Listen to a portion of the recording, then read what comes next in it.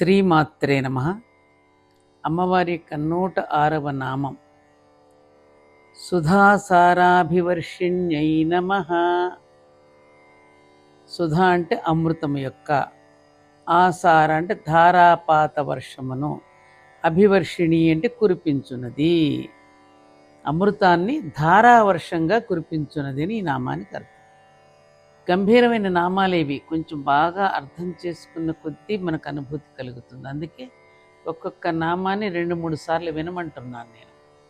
అంటే యోగ సాధన ప్రక్రియలో కుండలిని శక్తి అనే అమ్మవారు సుషుమ్నా మార్గాన్ని అనుసరించి ఈ షట్చక్రాలను ప్రచోదనం చేసి బ్రహ్మ విష్ణు రుద్ర గ్రంథులను విభేదన చేసి చిట్ట చివరకు ఎక్కడికి చేరుకుంటుంది? సహస్రార కమలం చేరుకుంటుంది. ఈ సహస్రార కమల కర్ణిక పూర్తిగా చంద్రమండలమే. ఎలా ఉంటుంది ఆ చంద్రమండలం? అత్యంత శీతలంగా ఉంటుంది. మనం డీప్ ఫ్రిడ్జ్లో పెడితే ఎలా ఉంటుంది ఐస్, అంతకంటే మించి శీతలంగా ఉంటుంది. సహజంగా అగ్నితత్వమైన కుండలిని శక్తి అనే అమ్మవారు ఘనస్థితిలో శీతలంగా ఉండే చంద్రమండలాన్ని చేరగానే ఆ ఘనస్థితి కరిగి ద్రవస్థితి పొందుతుంది. మనం మంచు పెడతాం, డీఫ్రాస్ట్ చేయగానే ఏమవుతుంది? అది కరిగిపోయి ద్రవస్థితి చెందుతుందా లేదా? అలా అన్నమాట. అలా ద్రవస్థితిలోకి వచ్చిన చంద్రుడి వెన్నెలనే, ద్రవస్థితిలోకి వచ్చిన చంద్రుడి యొక్క వెన్నెలనే అమృతం అంటారు. ఇలా అమృతతత్వాన్ని పొందుతుంది కాబట్టే దీన్ని సుధాసింధువు అంటే సుధాసాగరం అంటే అమృత సాగరం అని అర్థం. సహస్రారంలో చేరిన అమ్మవారి యొక్క పాదస్పర్శ వల్లనే ఇవన్నీ జరుగుతాయి. సహస్రారంలో చేరినటువంటి అమ్మవారి యొక్క పాదస్పర్శ వల్లనే ఇదంతా జరుగుతుంది. ఎంత బాగా ఉంది నాన్న. అప్పుడేం జరుగుతుంది?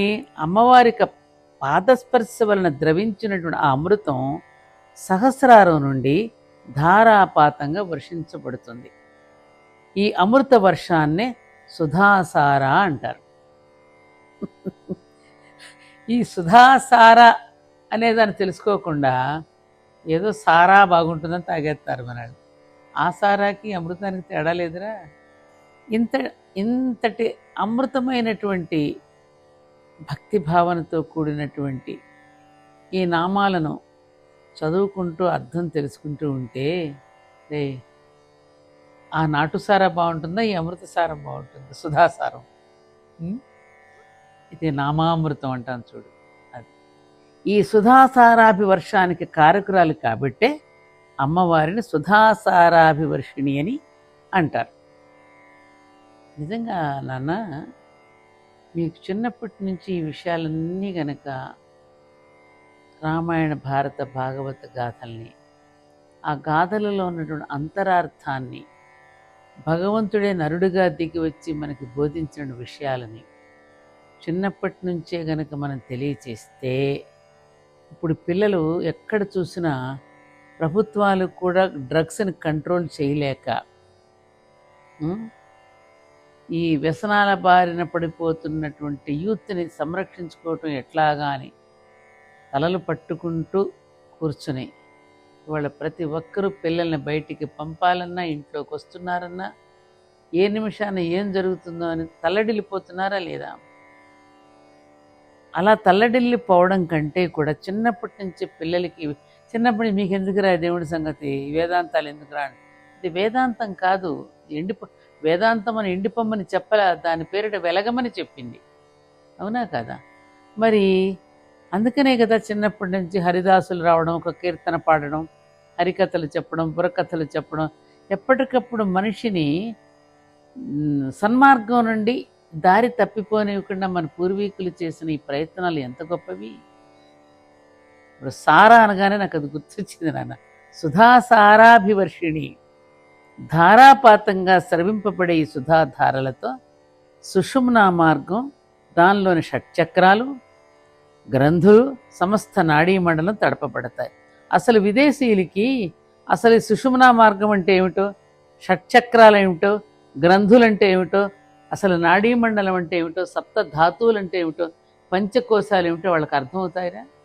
అసలు మన స్థూల దేహానికి, సూక్ష్మ శరీరానికి కారణ శరీరం అంటే ఏమిటో వాళ్ళకి తెలుసా?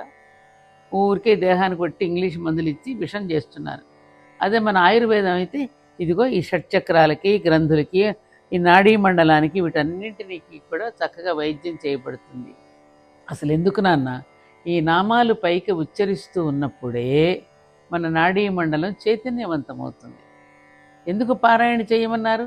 ఆ పారాయణ చేస్తూ ఉచ్చరిస్తూ ఉన్నప్పుడే మన శరీరంలో ఉన్న 72,000 నాడులు కూడా యాక్టివేట్ అయ్యి రక్త ప్రసరణ బాగా జరిగేటట్టు చేస్తుంది. నువ్వు విష్ణు సహస్రనామం పారాయణ చేసిన, లలితా సహస్రనామ పారాయణ చేసిన, భగవద్గీత పారాయణ చేసిన, ఆ ఉచ్చరిస్తూ ఉన్నప్పుడు మనలో శరీరంలో జరిగే ప్రకంపనల వల్ల మనం ఎంతో ఆరోగ్యంగా ఉంటాం. ఇది తెలుసుకుని గనక మనం పారాయణలు చేస్తూ వస్తే ఏమవుతుంది? అమ్మవారి యొక్క అగ్నితత్వం, చంద్రుని యొక్క శీతలత్వం కలవగా వచ్చిన అమృతం చేత తడపబడినటువంటి శరీరం అంతటికీ కూడా ఒక సంతులనత, అంటే ఒక బ్యాలెన్స్ వచ్చి ఆరోగ్యవంతంగా ఉంటుంది.